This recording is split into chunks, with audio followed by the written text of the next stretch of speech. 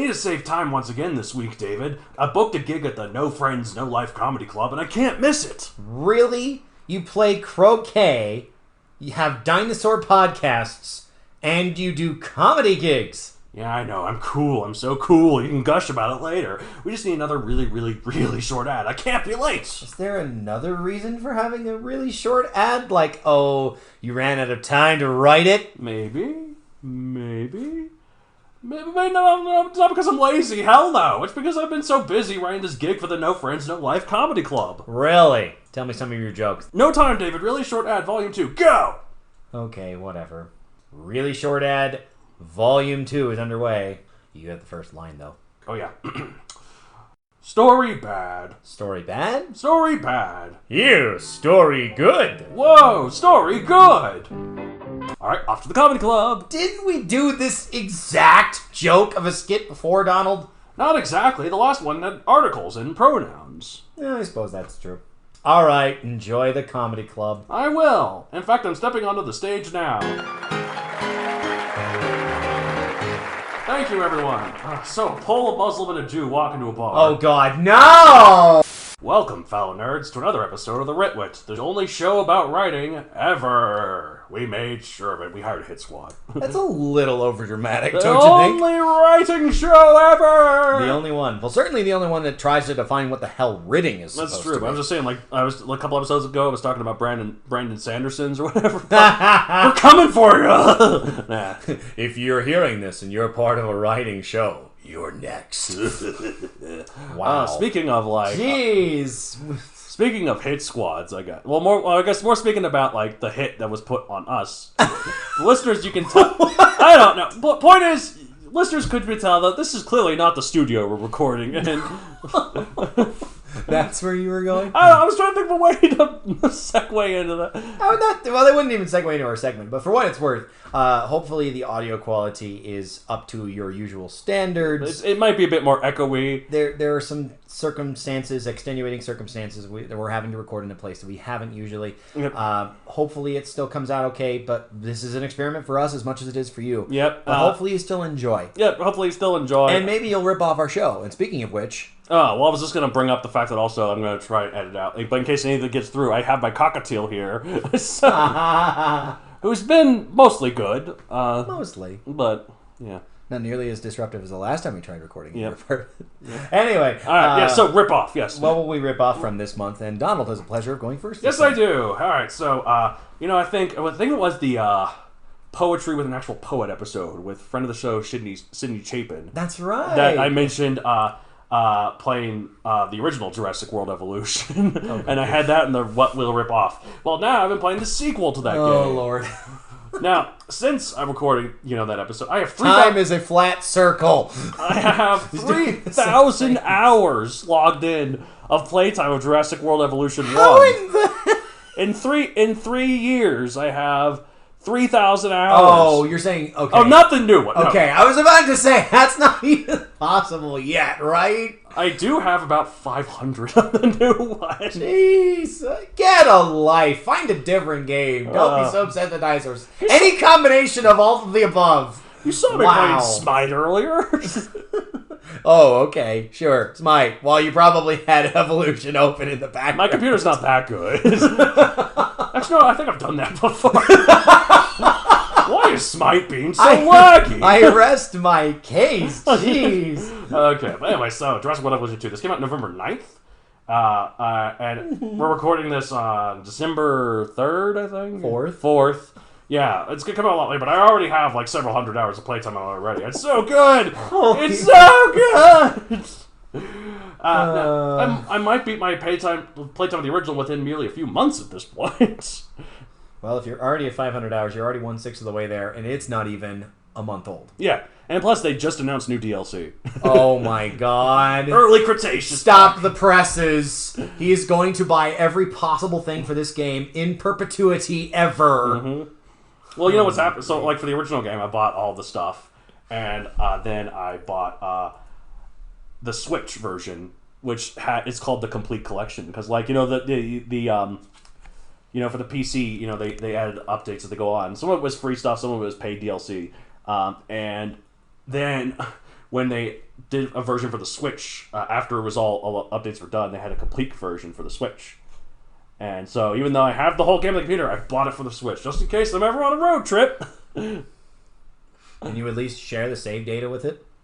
No, of course not. You can't do that.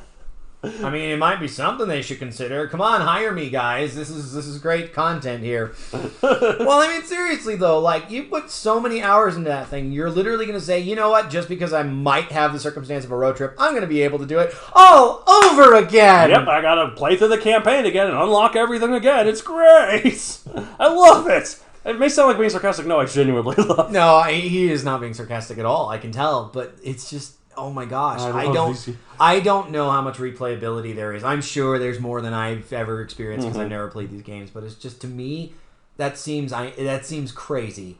Let's go ahead and redo the entire thing on a handheld, which I hardly ever use because there's a snowball's chance in hell that I will actually be on a road trip and want to play. I keep wanting to push this road trip to go to Alberta, but the problem is the 3 people that want to go are 3 of the flakiest people I ever know.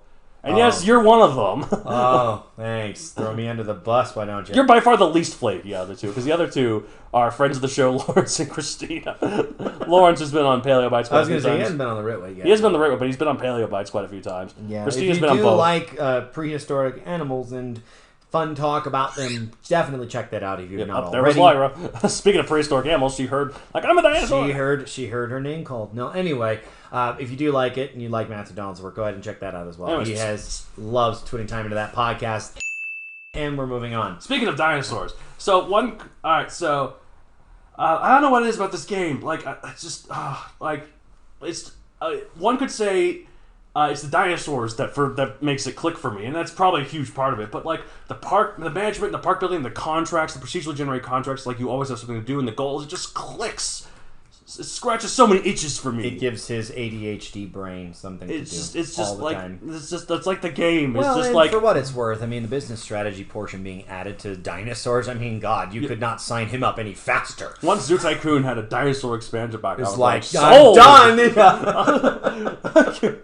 But like it's like the game just had a back scratcher and then had an arm come out of the computer screen and just scratched my back and was like, in perfect places. Oh yeah. This is actually a really challenging thing. If you've ever seen him sit in a chair, oh boy howdy, how's the arm getting behind his back? Somehow it's doing it. And, oh, it's so good.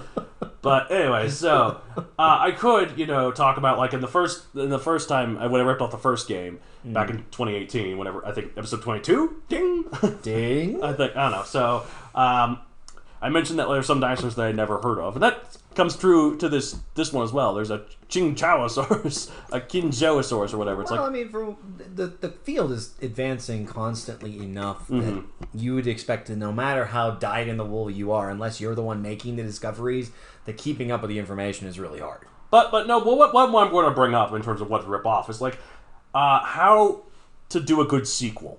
Like you talk about you have the basis of the original game that people like.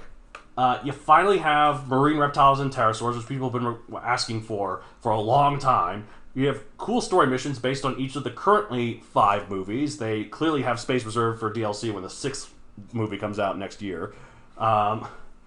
And great quality of life improvements, more customization and scenery options, improved dinosaur behavior, but at the same time it keeps the core of the original game. That's what a good sequel should do. Give more of what people liked about the first one while doing plenty of new things to push it forward while still in the spirit of the original. That's a good way to do a sequel, and that's the way I've always liked to do sequels. So that's what I'll rip off. More, please, more! Hey, if you want to check out the sequel to his Megazoic series, it's available on Amazon.com. See if he actually lived up to that. Yep, and also check out the first one. It might be you might want to know the first one before you just read the second, yeah. I do have a helpful the story so far. Guess what I got? What about you? Well, thanks to Nano, I really don't have much that's great to add here. The time I generally used to watch or read things was repurposed into splurging words, so... Oh, no. But if you're curious about what I ripped off in part for my Nano story, I did actually talk about that last time we did this segment. Yes, you did. So, you can go listen to that if you'd like. Still watching shows in the meantime because it's me. I've got friends who are trying to watch shows with me and stuff like that. But it isn't new. Or, apparently so inspiring, I guess. Plus, I wrote So many words. So many, and we'll get to that. So many words in November. Like, I don't think I've ever written that many words in a month in my life. I probably never will again. We'll definitely get to it. But you'll hear about that when we writ in a couple weeks. Mm-hmm. Anyway, life goes on. I'm consuming content. Some of it for not the first time. So, hey, I've already kind of ripped off the ideas that I want, and maybe I'll get to use them. So, nothing new. Sorry. Yeah. But anyway. Speaking of, like, in terms of ripping off things, like, one could say another form of a rip-off is like an allegory? No. It's a little too deep. But speaking of which, indeed, we're talking in this set about allegories. A set that I've been begging Matt David to do for way too long, and he's like, exactly in that tone of voice, yes. I think that, well, okay. Yes. Let's go ahead and put this out here. This is one of our sets. We're not doing this as an exclusive episode. We're not doing it as a single episode as part of some grab bag, which means that we have 4 delineated things, or else we probably wouldn't have done it, or else we would have had some other like special surprise guest or whatever in the set. But Donald has been going on about this for a long time, and he had 4 very clear ideas about how to talk about allegory. So here we are. Yes. Now then, what is an allegory? Oh, yeah, what is it? It's something that alludes, either subtly or not, to something in particular that everyone knows, whether it be a famous person or event, an idea, a societal concept, or even a whole faction of people. Or people, I guess, is also a way to read that, because I'm not reading my own notes. It can be done incredibly poorly and come across as distasteful or way too on the nose in the worst case scenario. So, of course, us 2 twits of the Ritwit are here to ensure that doesn't happen. So listen to us. Yes. You're a captive audience if you're already here. Yes, please listen to us. Please. First off in our set about allegories is using them for characters. These are characters that allude to either real figures or concepts in general, like capitalism or racism or what have you. By far, the most common entity that people like their characters to allude to is a good old man in the desert named Jesus Christ. My friend, a little farm boy, desert farm boy named Jesus. Was he no, he was a carpenter. There's a reference, but I don't feel like explaining it because it's not from our podcast.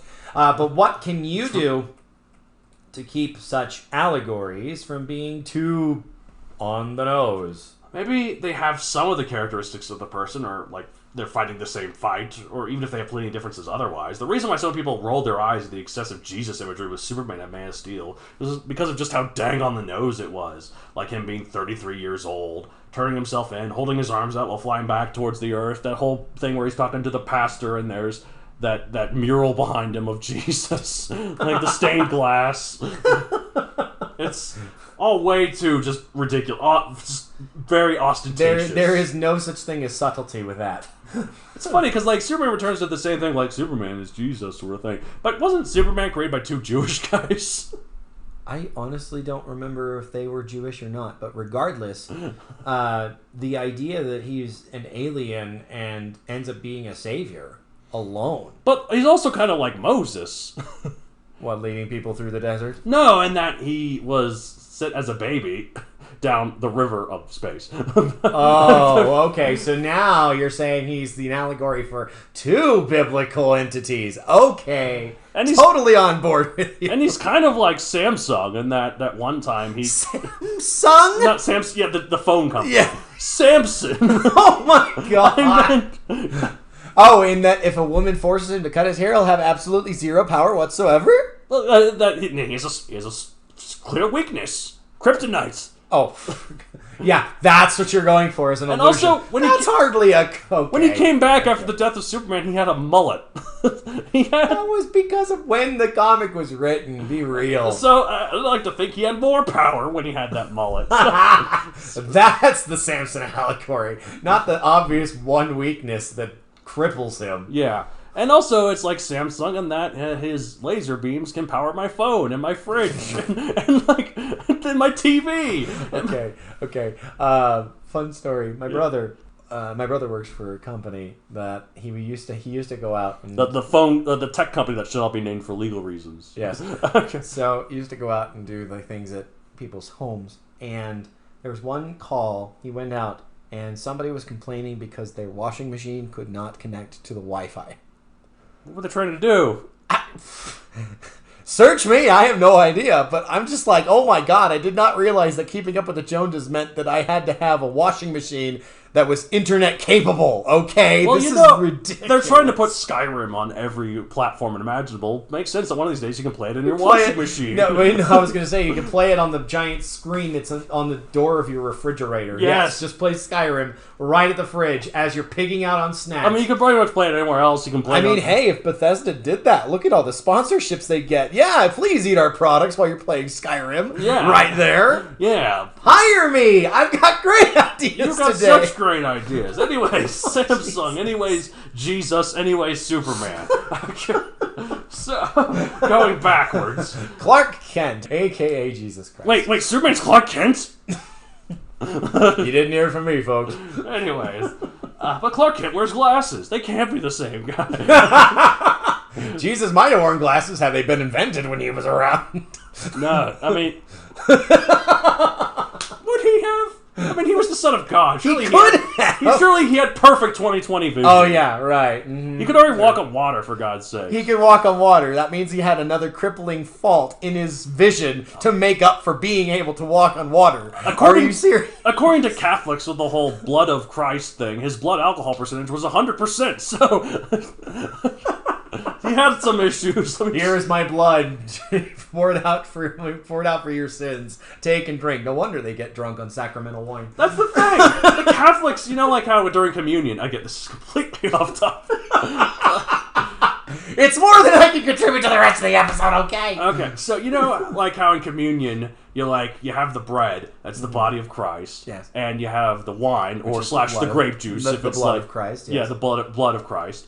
For most religions, it's metaphorical. It's an allegory, if you will. Not really, but it's kind of like a metaphor of it. Metaphorically, but in Catholicism, it is literal. They literally think it is the body and blood of Christ. I am impressed that you managed to take my ramblings all the way back to the topic. That was the golf claps. Thank you. Anyway, so according to Catholics, Jesus' blood alcohol percentage is 100%. So... Oh Lord! The last supper was one heck of a hoedown. Let me tell you. All right. Was it that I heard this really bad joke? You sure you should be repeating this on the air? I read this on my comedy club thing. So when the waiter looked at the bill after the Last Supper, he was like, "Jews," because they left no tip.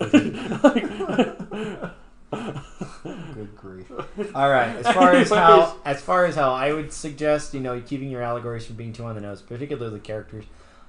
Normally, we say write to the lowest common denominator. Mm-hmm. You don't want to alienate readers by having them things that they don't understand, unless that's your intent. But obviously, in this case, allegory, I think that's the one tool we really have where the opposite is true. Yeah, absolutely. By being less obvious and framing things in ways to suggest to the erudite reader what's actually happening here. Good word. Good. Yes. You know what it means, right? Yeah, okay. Yeah. All right. You can have your allegory without beating them over the head with it, too. Yes. On the nose, if you will.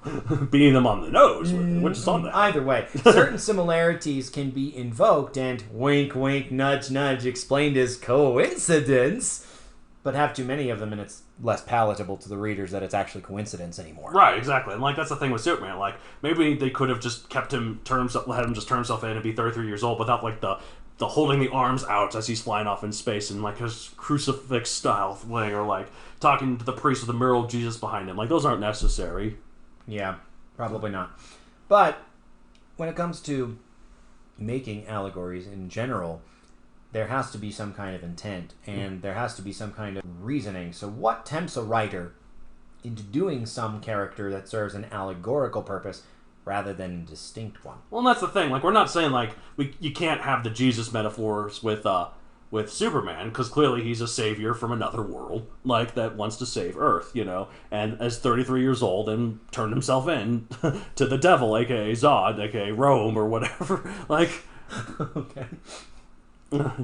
Yeah, so you can have that, just don't be so blatant about it. But one of the reasons why you want to do something like that is people can relate better to something if they already have some sort of relation with it. I mean, that sounds kind of... Having prior knowledge definitely helps. Yeah, it's like... If you're walking into Lord of the Rings having read the Silmarillion, having read The Hobbit first, oh yeah, you're going to understand way more of the things that go on, but that's not required per se. Right. Well, it's also... Yeah, exactly. So, but like, that's the key reason you want to do something like this. Like, if we want to know about this character right away, relating them to a more familiar one, like Robin Hood, or Frankenstein's monster, or whatever.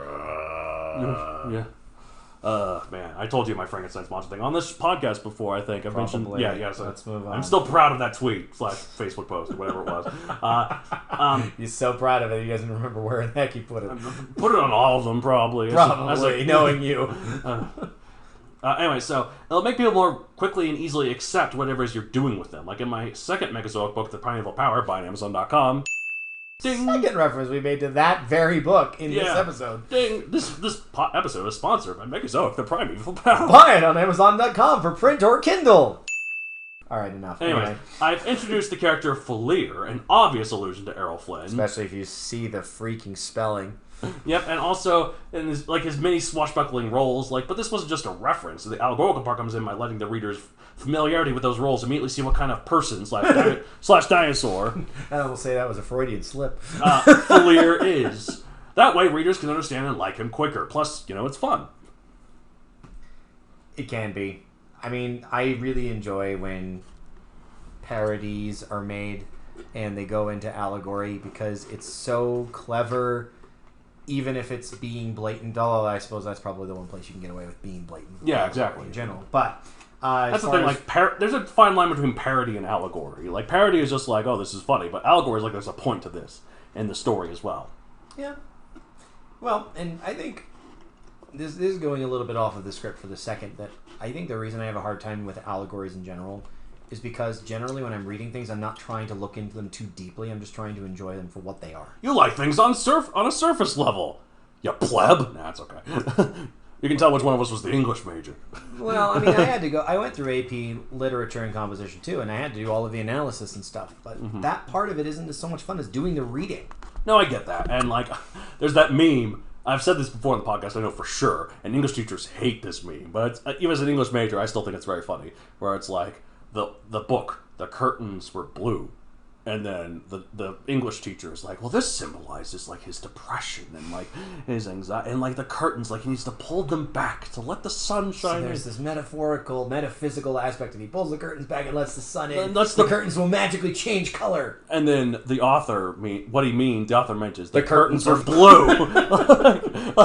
Yeah. So, anyway, I mean, writers, there are lots of reasons they might want to do this. And the one that I can think of most is the ease of ID. I mean, Donald already mentioned, by looping your new character in with someone far more famous, or perhaps infamous, the reader can readily acquire an understanding of what to expect. If you notice that Faleer is Errol Flynn, it's setting up an expectation for what you see from this character. Exactly. And it saves some of the work in developing the character's personality in the pre-draft process, if you already have an idea in mind, because you're analoging this character, you're making an allegory by using this. Sorry, I interrupted you. No, of course. No, I was just going to say that, one, I didn't have my notes here, but a lot of times, for decades, the allegory people used in terms of referencing a person of the corrupt businessman has been Trump. It has been, and now since it's just the corrupt president. Exactly. Well, since that, there have been a few times where I've legitimately seen, mostly in fan fiction or low level stuff, or someone trying to allude it, where it's someone trying to be ominous, and then when they say we'll make this land great again, and it's oh, that is clearly a reference. Clearly a reference. Well, I mean. Well, and the difference between reference and allegory, homage, and going so far as allegory, there's probably something to be said about that too.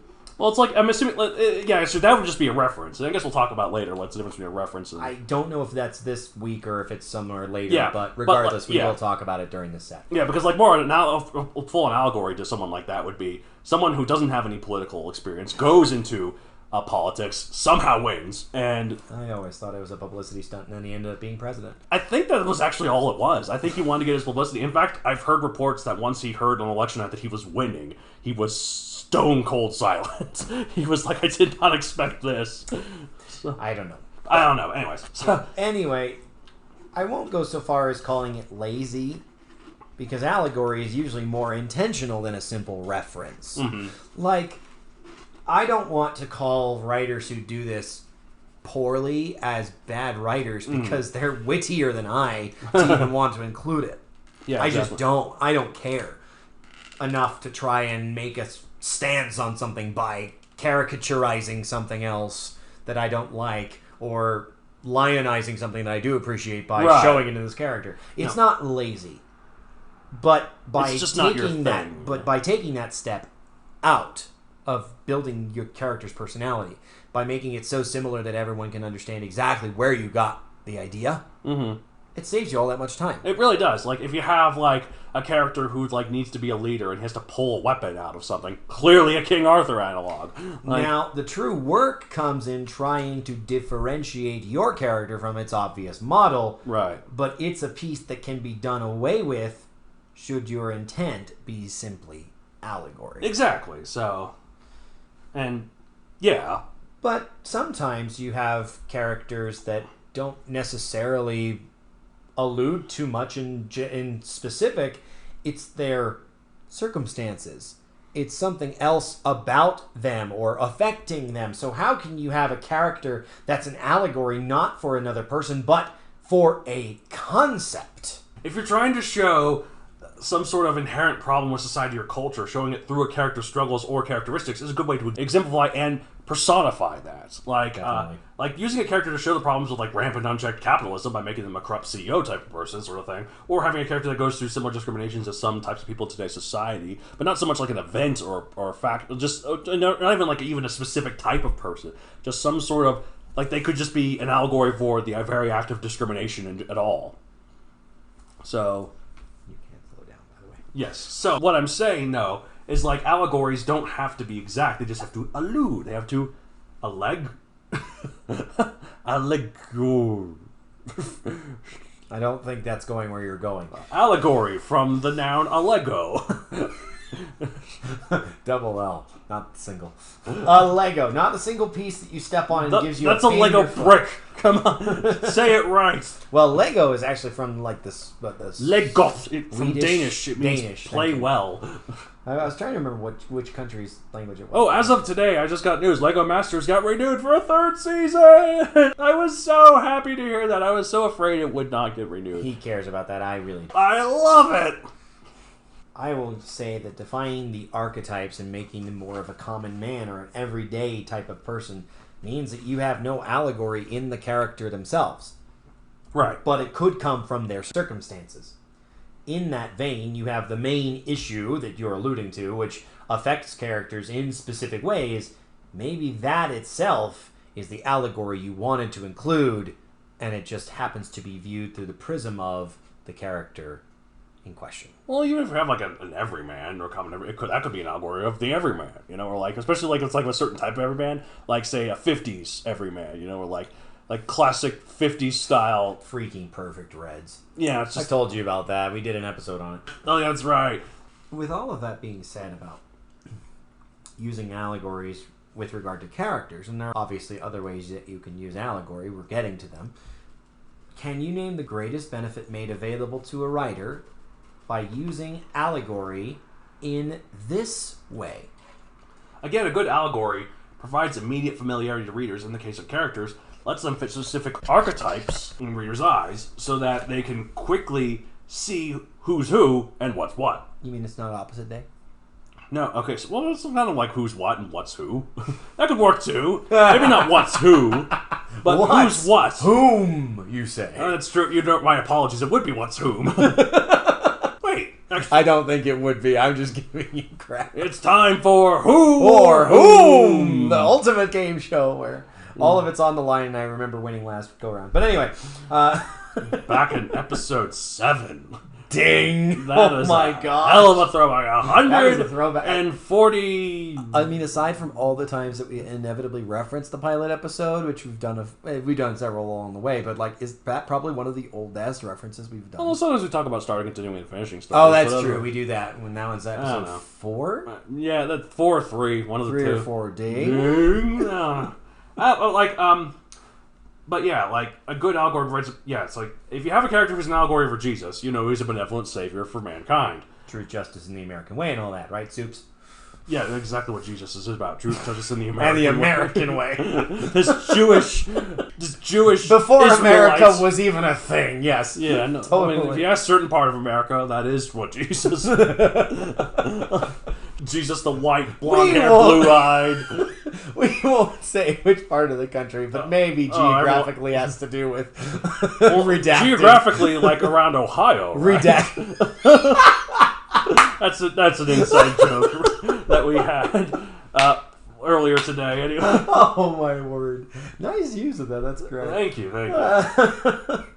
All right. So, but if you have a character who's an allegory for Robin Hood, you know he's a heroic outlaw who fights for the little people. Basically, these allegories let readers know right away what's going on, but done unsubtly, and it can be really eye-rolly. Do it right, y'all. Speaking of the South. Oh, you said who it was! Hey, that's more of a concept than an actual, like, only this people here. I'm still laughing about that, though. Oh, my God. Of course. Thank you, Lyra. Perfect timing. Yes, of course. Lyra, what if the studio shuts down and we have to record here with you? All the time. It's going to be crazy. I'm going to get a soundproof cage. You're going to have to, like... All right. Closer in, then I open the door and I see that she's dead because there's no air. And I'm like, oh, there goes another one. Proper Treatment of Grief Part 2 episode. No. All right. I would argue the greatest benefit to use a character is actually a selfish one. By including allegory in this character through their surroundings or their personality, you can imprint your beliefs on the story. Right. How you feel about something going on in the real world inevitably colors, sometimes quite deeply, the tale you craft. And allegory is the most enabling vehicle for such storytelling. Exactly. That doesn't make it well done, especially if it's smacking the readers with your highly charged opinions. Smack them. Charge them. Opinion them. Opinion them. Okay.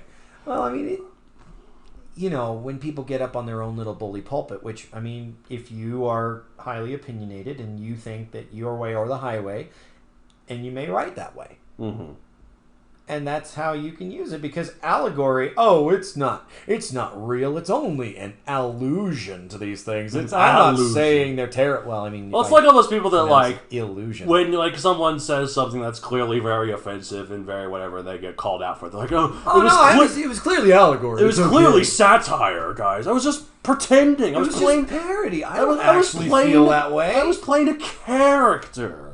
And they get so defensive because apparently they're so worried that they actually accidentally offended people by the thing they intentionally did. Well, and also, like, even on, like, a less kind of silly way. Well, no, actually, a more silly way. Like, because it's not offensive or whatever. But it's more like, I know, like, Cinema Sins, that YouTube channel, has been getting a lot of flack over the last couple of years. Is like, being, like, overtly negative and being, like, all this other stuff. And, like, people were like, but, it's just like a parrot. It's like a satire. It's like for entertainment. They don't really think the stuff. They're playing up all their issues with it. And then you watch their reviews, and they say the exact same problems that they mentioned in the video. So clearly, that's how they actually feel about it. So it's like... I mean, because of my whole I don't have strong opinions thing, I'm not a good writer to put in allegory that's, like, taking on hot topics. I just can't. Yeah. So I don't think you're giving yourself enough credit. I guess I respect the people that do, but I don't appreciate them being so, like, overt. with the way they're doing it. It's too heavy-handed, I think. Well, once we get into like other types of allegories, there's definitely times where I've done it myself for even for something as silly as Megazoic, the dinosaurs with laser gun story, the elder kind. You bet as hell that was an allegory for a lot of different things. Not obviously not an exact allegory because the circumstances around them is so fantastical. True. But the way they're treated and the way that things that happen to them, there's a lot of allegories to it, and we'll get to that. But yeah, we've already talked enough about Megazoic in this episode, so I think that it's probably safe to say that's it for this week. Yeah, I actually like that. Like we're bringing up my work so much in this. It's like it gives me more credibility, you know. Like, and you absolutely deserve it. I mean, now after all the effort you went to. Speaking of all the effort he went to, a huge thank you to all of our patrons for supporting all of his efforts with this podcast, Paleobites, and et cetera and so forth. Yep. If you're interested, check out patreon.com/Matthew Donald. Check the link in the description. Absolutely, and contact us at mattd@MatthewDonaldCareer.com for any general questions to either co-host. Please specify David or Donald for each one because we share Matt D in common. Yeah, if you have episode ideas, if you want to tell us, oh my god, you should have included this for allegory, and you totally didn't. Well, at the end of our set anyway. Absolutely. Well, you can follow me on social media at Matthew Donald Career on Facebook, at MatthewDonald64 on Twitter, at MatthewDonald64 on Instagram. Why 64? Because there's many seconds left before I die from this terrible thing I ate. Wait, what the hell are you talking about? Oh, okay, now it's 63, 62. Oh my god. Yep, 61. Oh boy, we might be here for a while. He's counting down from 64. Anyways, so I'll say that we are done for this week. All right. This has been the Ritwit, where us two twits have twitted ourselves out about allegorical characters. We'll be back next week with more on a different way to use allegory. But until then, I'm Matt Donald. I'm Matt David. Keep on ridding the good writ. Riding the good ride. Stay safe. Get a vaccine. Wear a mask. Wash your hands. All that. The pandemic's not over yet. We'll see them. All right. When we'll tell your. We'll see them. How about when you see your family, tell them that you care because especially considering I'm dying in 20 seconds now at this point. Something like that. Yeah, it's too late for me to tell my parents that I love them. Anyways, bye. Bye. Lyra said bye too. That's so nice.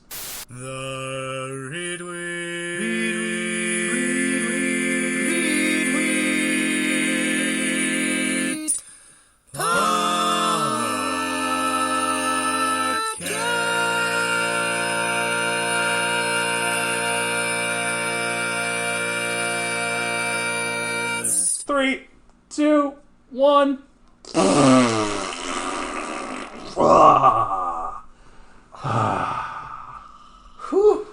I guess it was just gas.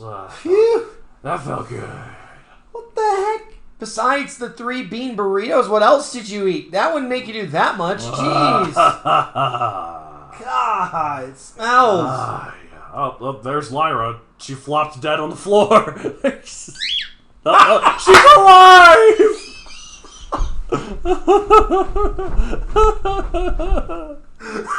The reports of my death are greatly exaggerated. Oh my god. Lyra, sometimes you have the best timing, but most of the time you have the absolute shittiest timing ever. Like that! Oh, that was pretty good timing there. She was giving her input. Alright. Anyways, bye. How much of this am I going to leave in? Leave it in after the theme song. Instead of doing a clip from the episode. Oh, you're right! You leave that in at the end. Oh, that's brilliant. Thank you. Oh, God. Okay. I need a minute. Lyra always has more to say.